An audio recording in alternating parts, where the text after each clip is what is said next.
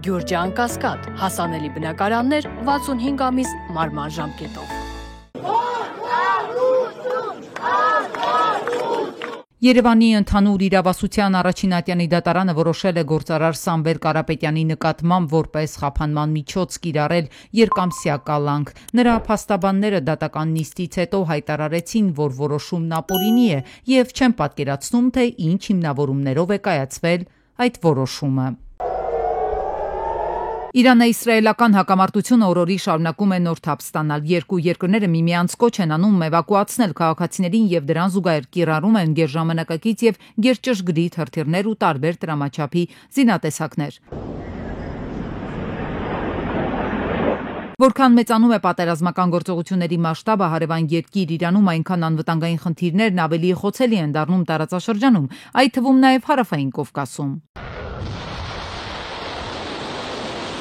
Պատմության փորձն է ցույց տալիս, որ հենց նման իրավիճակներում է, որ Հայաստանի հակառակորդները թշնամիներն օգտվել են առիթից եւ հարձակվել Հայաստանի վրա։ Այս ֆոնին վտանգ կա արդյոք Ադրբեջանից։ Ադրբեջանը չունի հիմնավոր պատճառ եւ լեգիտիմություն Հայաստանի վրա որևէ կերպ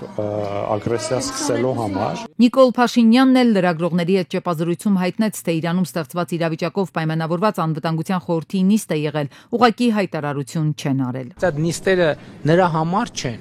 որ Սյունիքի հետ կապված վտանգ կա։ Ես այդ հայտարարությունները համարում եմ սադրիչ, պրովոկատիվ, մի րոպե, ես այդ հայտարարությունները համարում եմ սադրիչ, պրովոկատիվ, ես այդ հայտարարությունները համարում եմ չհիմնավորված եւ Հայաստանի քաղաքացիների շրջանում անհանգստություն, խուճապ եւ անորոշություններ գեներացնելու համար։ Հայաստանի Հանրապետությունը եւ Ադրբեջանի Հանրապետությունը համաձայնեցրել են խաղաղության եւ միջպետական հարաբերությունների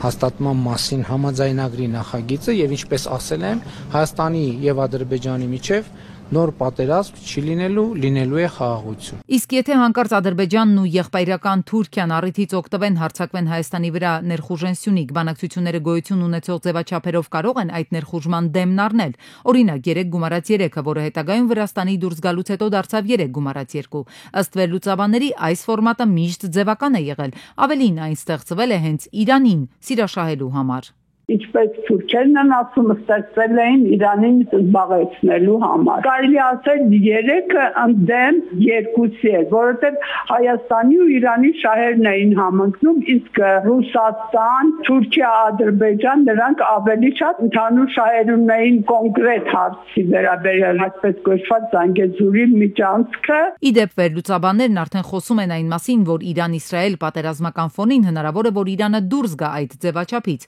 եւ դրան կհետևի նաև Հայաստանի դուրս գալը։ Եթե Իրանը դուրս գա, ապեն կդառնա 4, բայց ապեն հոսնակշռությունն է խախտվում։ Հետևաբար կարելի է այդ ֆորմատը դեն գցել։ Հայաստանը կարող է դեն պահանջ դնի, որ ապեն այդ ֆորմատը իր էֆեկտիվությունը չունի եւ իր շահերը ներկայացող երկրներն են նաև պակասում կամ գործընկերային, հետևաբար այդքան էլ նպատակահարմար չի գտնվում։ Թեև հայկական կողմը խաղաղության է սպասում, սակայն Ադրբեջանը շարունակում է կրկնել, որ Հայաստանը պետք է հարգի ադրբեջանցիների իրենց նախնիները հողերը վերադառնալու իրավունքը։ Ալիևը համարում է, որ սա է կարևոր պայմանը տարածաշրջանում խաղաղության, հաշտեցման եւ մարդու իրավունքների ապահովման համար։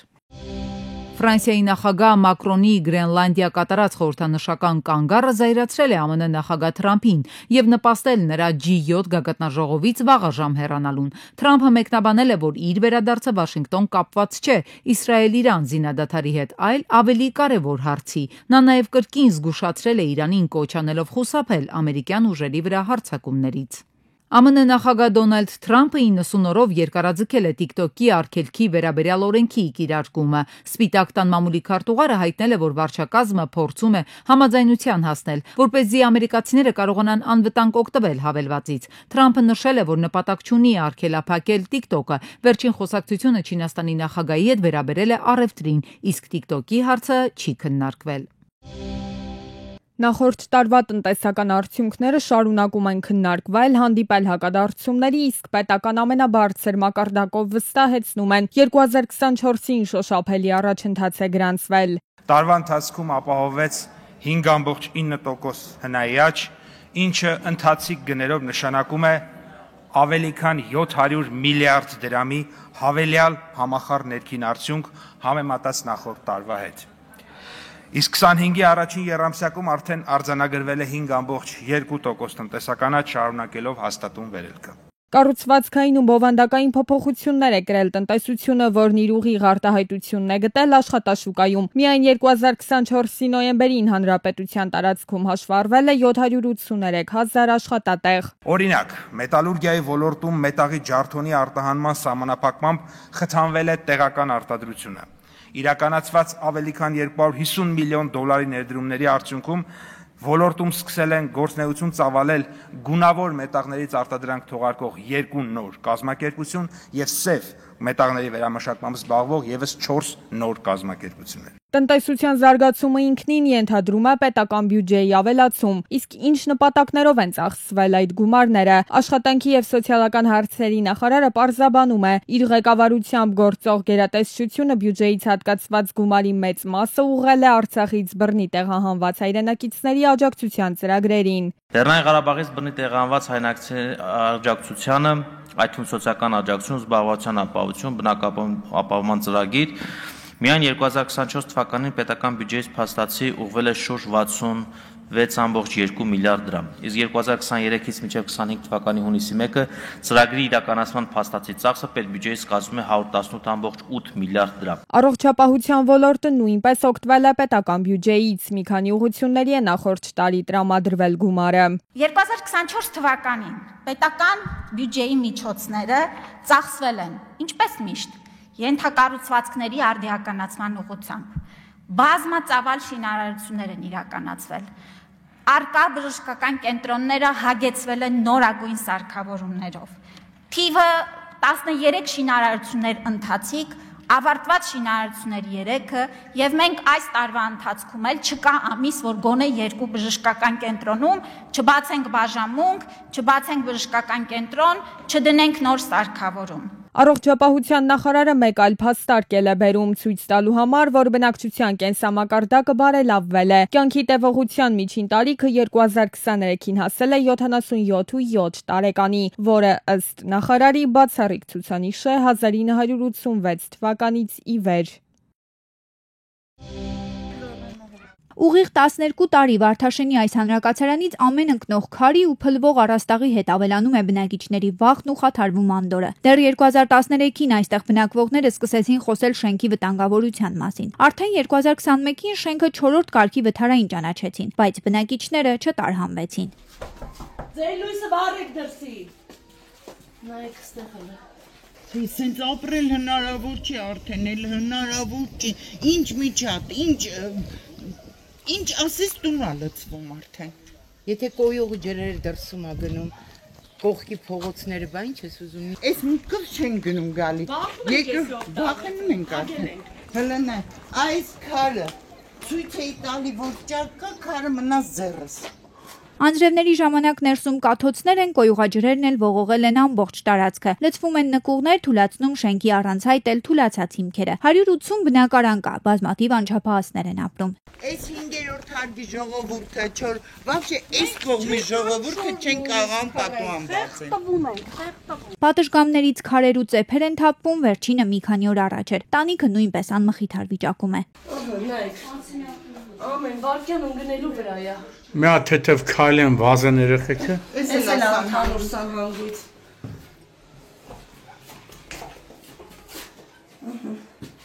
Չորրորդ հարգում մեր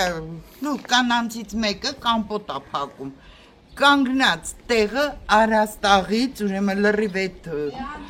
արմատուրան ա երևում մենակ։ Թափմա վրան։ Թափմա վրան, լրիվ։ Վարդաշենցիները նոր չէ, որ որոշել են խոսել ու վերհանել հանրակացարանի անմխիթար վիճակի մասին հարցը։ Երևանի քաղաքապետի քարոզարշավի ընթացքում էր, որ Տիգրան Ավինյանը նրանցից ժամանակ էր խնդրել իրենց նոր բնակարաններով ապահովելու համար։ 1.5 տարի է անցել, այստեղ ապրողները դեռ սպասում են։ Շենքում մարդ չի կարող ապրել, ցավտանում ամեն պահի։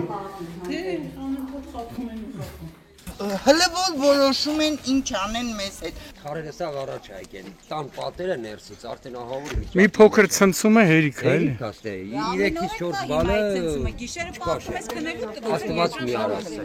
Գիշերը պարում ենք, այսպես ենք լինում։ Բնակիչներն ասում են իրենց շտապ պետք է տարհանեն դժբախտ պատահարներից խուսափելու համար։ Քաղաքային իշխանությանն ու հատկապես Երևանի քաղաքապետին են դիմում, կոչ անում հիշել խոստումներն ու կատարել դրանք։ Եղեգնուտ Արմավիր ճանապարհը հունիսի 17-ին մոտ 4 ժամով 5 գյուղի բնակիչներ փակել էին։ Իսկ պատճառը ճանապարհի անմխիթար վիճակն է, որ որևէ մեկին չի անհանգստացնում։ Փոսալեցում անգամ չեն կատարում։